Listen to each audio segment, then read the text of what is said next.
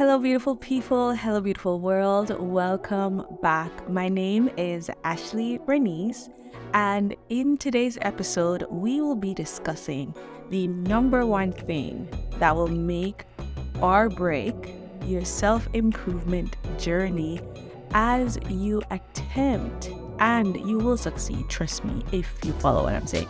But as you attempt to go on this self improvement journey with ease, let's talk about that one thing that will make or break your journey. So you've probably heard the saying, your attitude determines your altitude. I know when I was younger, I heard that all the time, especially in primary school, around grade like 3, 4, when we started to have attitudes. They were like, hey, your attitude determines your altitude.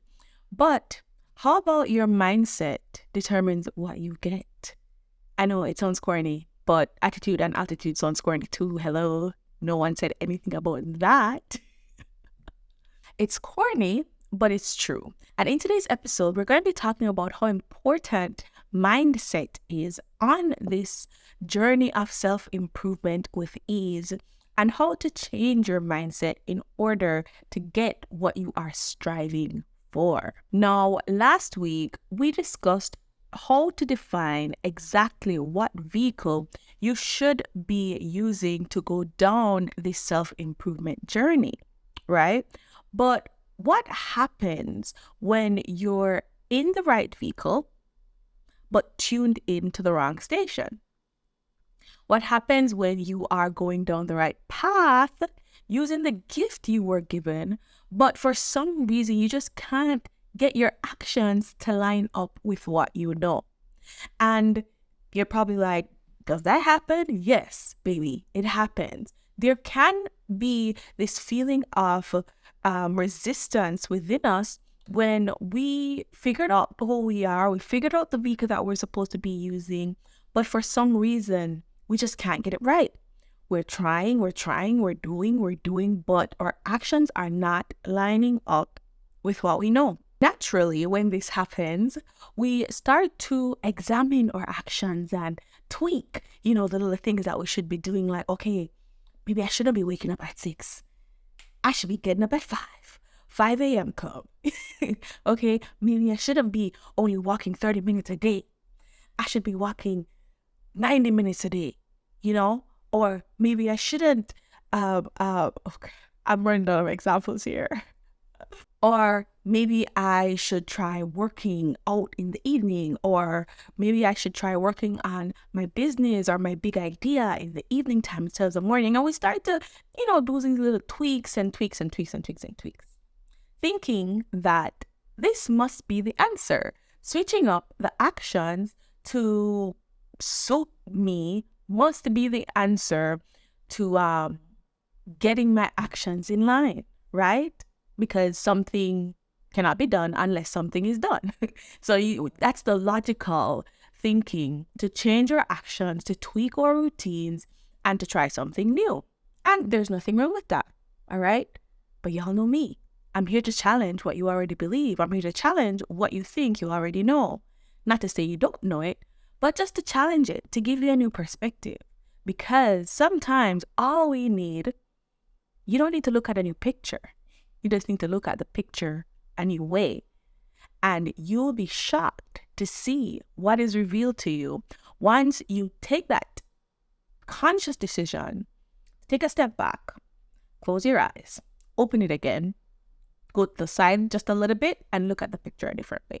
That's all I'm here to do, all right? So you're doing all these tweaks and it's still not lining up, right? And you're wondering, what is going on? Let me tell you. 9 times out of 10, it's not our actions that need to be examined, but instead, it's our mindset. It is at this point that we have to ask ourselves, what type of mindset am I in right now? Truly. Not what type of mindset I think I'm in, but what type of mindset am I in? Where is my headspace at? It's at this point that we must ask that important question. So let's continue on this journey that we're on, right? Last week, we had a big epiphany, and the epiphany was I need to get to understand who I am, examine that thing that I've had all my life, and this is the key to where I need to go. So we have the epiphany. What do? Usually when we get an epiphany, what do? We start doing the things. We start doing this, that, and the third. Because, as I said, in order for something to be done, it must be done. So it only makes sense that we start acting on what we have just come to understand. The only issue is when we start acting right away, we realize that we get tripped up. For some reason, we either can't stay consistent, or we lose the zeal, or just the appeal to act in the way that we know we should act. And we ask ourselves, why is this happening? Why can't I get it right? And usually it's at this point where we start to sort of beat ourselves up. And it's just like, why can't you get it? Just do what you're supposed to do. You know what you're supposed to do. Why can't just do it? Right? It's usually at this point that this happens. And, you're asking, why does this happen? I got the epiphany loud and clear. I fully understand the epiphany, and I'm in full agreement with that epiphany and that revelation that I got. So why aren't my actions following through? Now, this is a question that I battled with for months. When I fell into depression because of what was going on around me, and I got the epiphany that this is not how my life was meant to be. When I wasn't staying consistent, and I got the epiphany that consistency is the key to where I am meant to be. When I wasn't pouring into my relationships, and I got the epiphany that I must nurture these relationships that I have, because this is also going to help me to become what I am meant to be and to becoming more, hint, hint. When I got these epiphanies, I realized I still wasn't staying consistent. So I was battling with the question, why? Why aren't my actions lining up with the things that I know? I kept asking God, why? I know what I'm supposed to do. And I'm a doer. I usually do what I'm supposed to do. I follow the rules most times because some rules were meant to be broken. Like I have this thing where sometimes I say laws are laws. Those can be broken. But rules, they're a little shaky. And when I say laws, I'm not talking about the laws of the land. I'm talking about laws of existence. Okay? But that's a side note. So I kept asking God, why? Why aren't my actions lining up? Why can't I just get it right? And then I realized the epiphany isn't enough. It must be backed by something greater than just the realization. So I say, okay, the epiphany isn't enough. It must be backed by something greater than the realization. So what's that greater thing? And I kept thinking. And again, I went back to God. I said, God, I need to know. Now, sometimes God will send people in your lives to answer some of the questions that you've been asking him. Sometimes he'll whisper it in your ear himself. But sometimes he'll say, go to the word. And this is not a Bible study type of podcast, but I love me the Bible because it has so many truths in it. So you're going to hear us talk about it now and again. And this just happens to be one of those times. So in this moment, I was struggling and trying to figure out what is that greater thing? What is greater than the realization? Like, we hear knowledge is power, knowledge is power, knowledge is power, right? I got the knowledge, I got the epiphany. What's greater than that? What more could I need in order to get my act together? And God said, go to the word. So, being the obedient little child I am, I went to the word. And in Romans 12, verse 2, and I'm going to read it because I don't want to mess it up. It says, and do not be conformed to this world, but be transformed by the renewing of your mind, that you may prove what is that good and acceptable and perfect will of God. Let me read it again. And do not be conformed to this world, but be transformed. But be transformed by the renewing of your mind, that you may prove what is that good and acceptable and perfect will of God. I want us to focus on one particular part.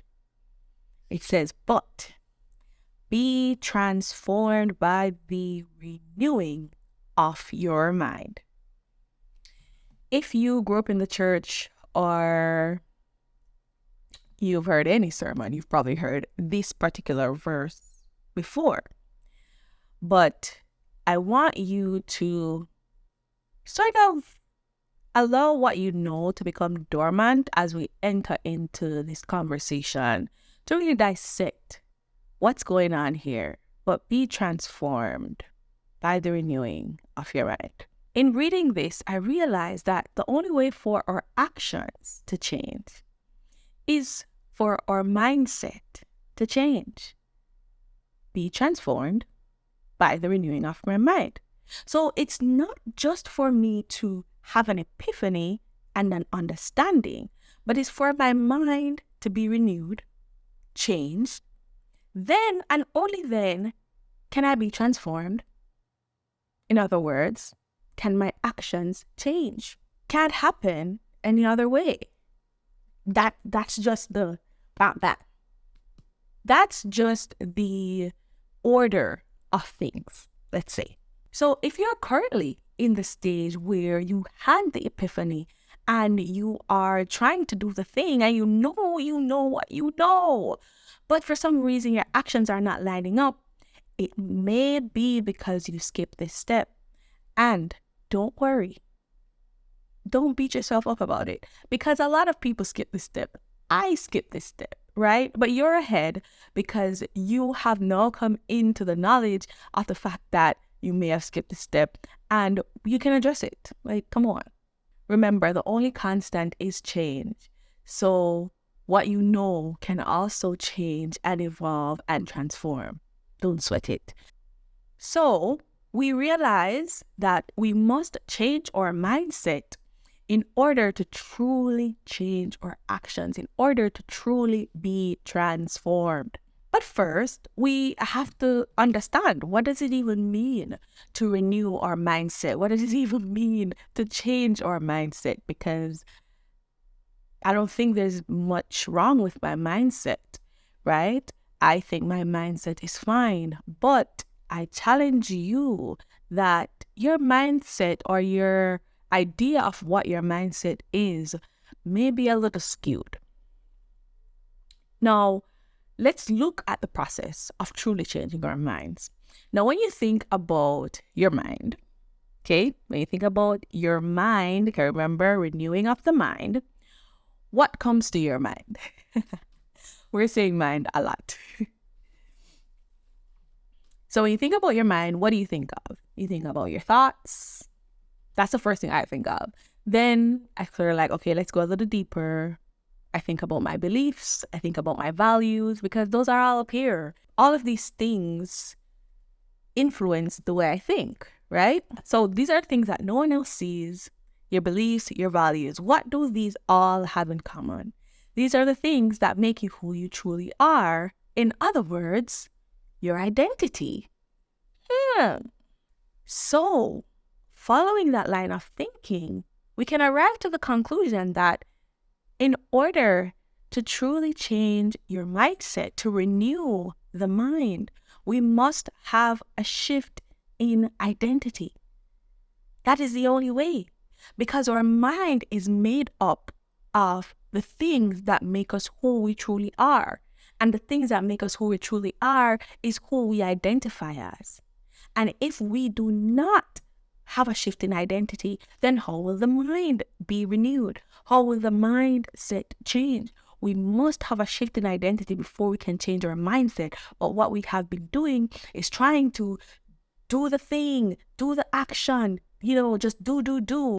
and not realizing that we have to go back. And if we are looking to change our mindset, we must shift our identity, because our identity is really what fuels the mindset, not the other way around. Now, in this particular scripture, Paul was speaking to the new Christian, because at the time, Jesus had just ascended. Christianity was new. Paul was speaking to those people.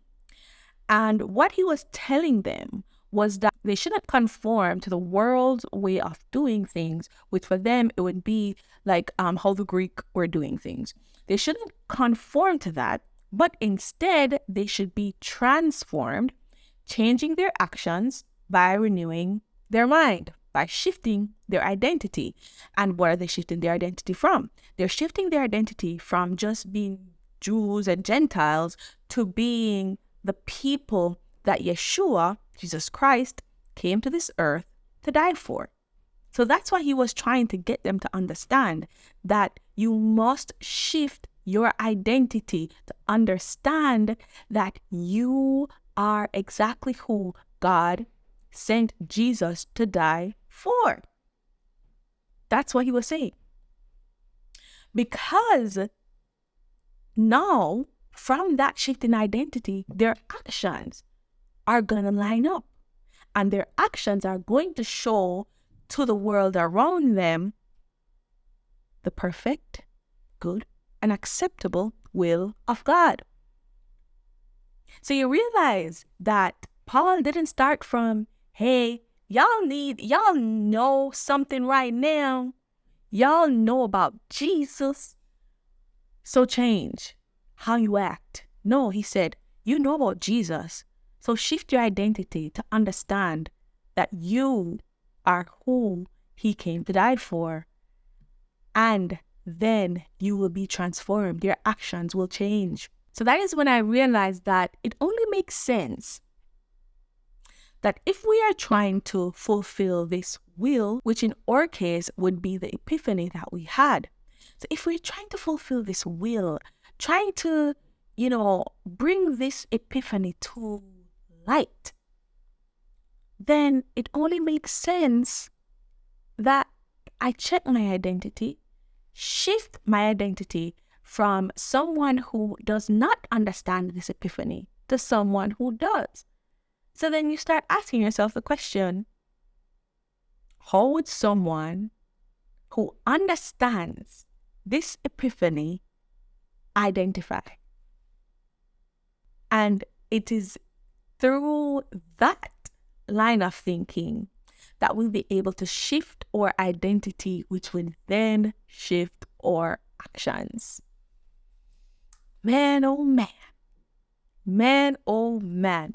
I think that sometimes it's so easy to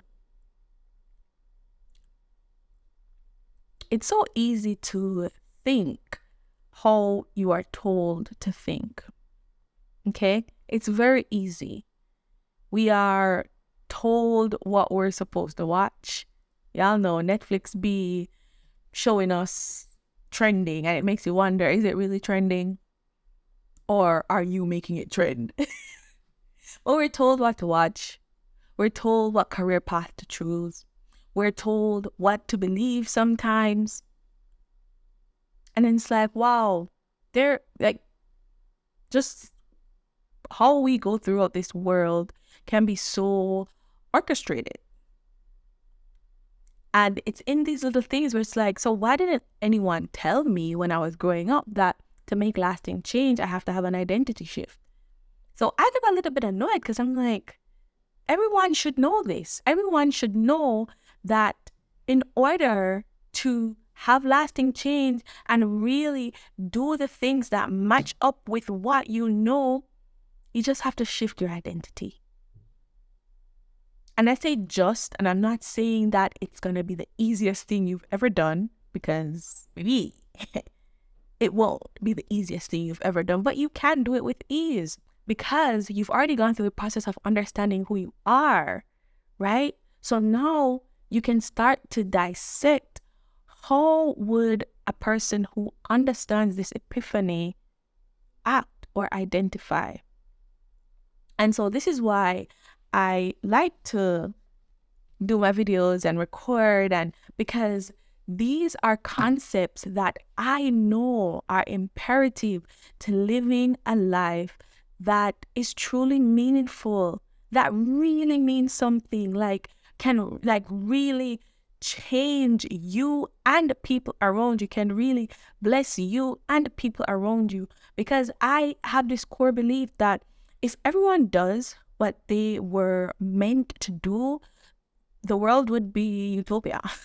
The world would be perfect because we would understand what our role is and lean into that fully.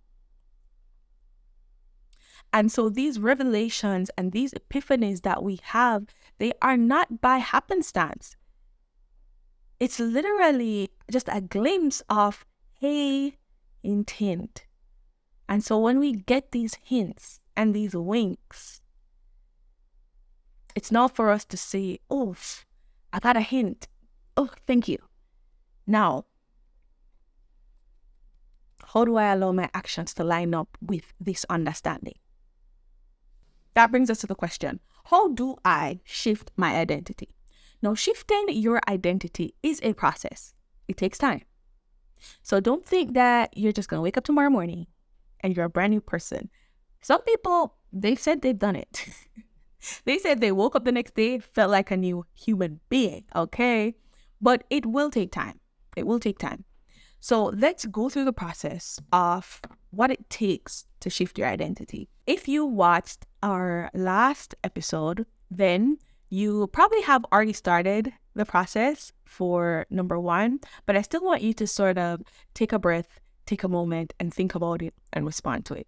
So the first step would be to, of course, identify your current identity. So you want to take some time and sort of reflect, write down how you currently define yourself. That's all. I don't want you to think about what you want to change, nothing like that. Just write down what you currently identify as, or who you currently identify as. That's step number 1. Step number 2 is now to examine this epiphany that you've been trying to line up your actions with. Examine and see, how would someone who truly understands this epiphany identify? How would they act? What are some of the things they would do? All right. And once you do that, then you can sort of line it up and say, okay, I'm falling short here because this person identifies as a confident person. And right now, I don't identify as a confident person. And you just go through and you see. And again, this is not a competition. You're doing it with yourself. Okay. You're doing this to understand what is going on. And so you're able to see the gaps of where you're trying to get to. Because if you cannot see exactly what is missing, there's no way for you to fill it.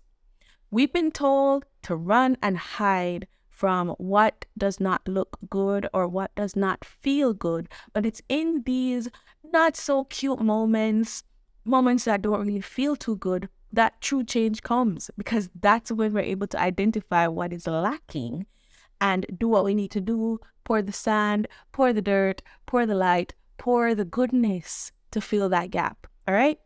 After you've done that and you identify the gaps, I want you to now get into a practice of self-awareness. And that basically just means to pay attention to your thoughts, pay attention to your feelings, and pay attention to your behaviors. And there are no time limits on this. This is a journey.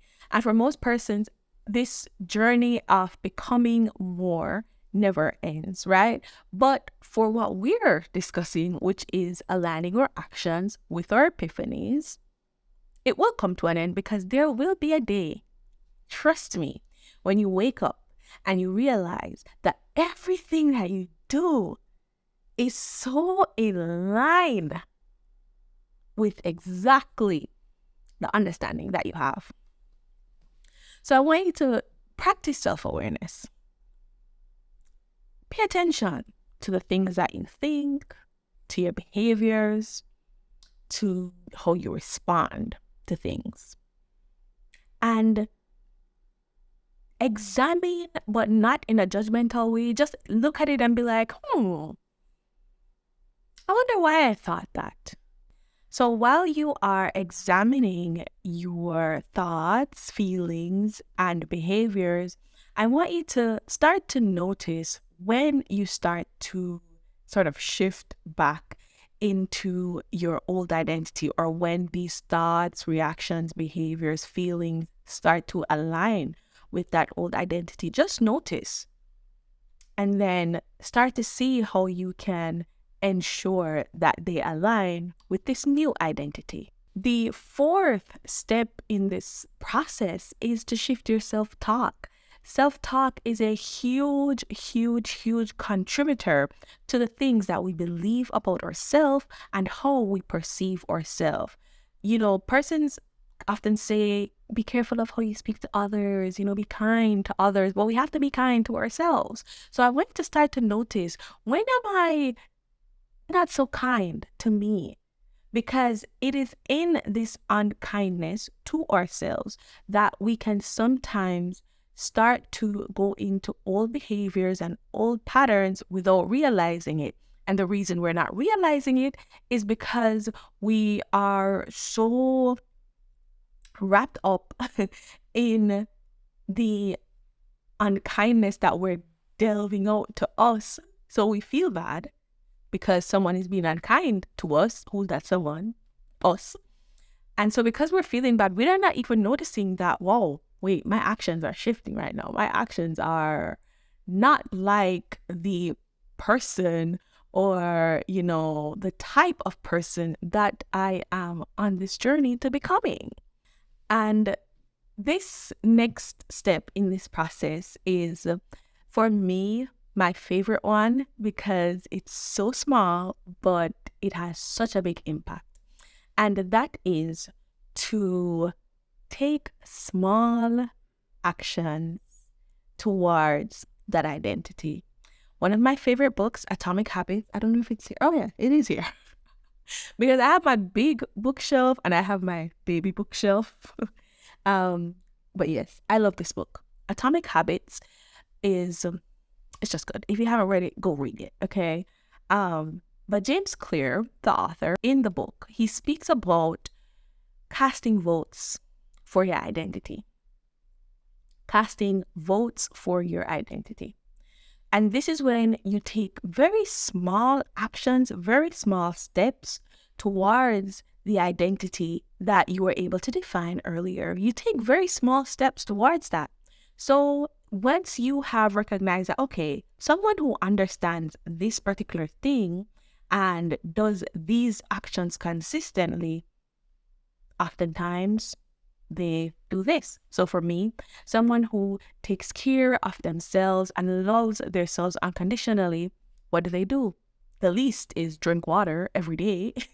So I start my morning by drinking water every day because I am casting a vote towards that identity. So I want you to think about, what are some of the small actions, small steps that I can take to cast votes towards that identity. And lastly, celebrate your successes. Take the time to acknowledge that, wow, I am doing it. I am moving into who I am meant to be. Take the time to really just bask in what you're doing. We think that it has to be something huge in order for us to celebrate. No, baby.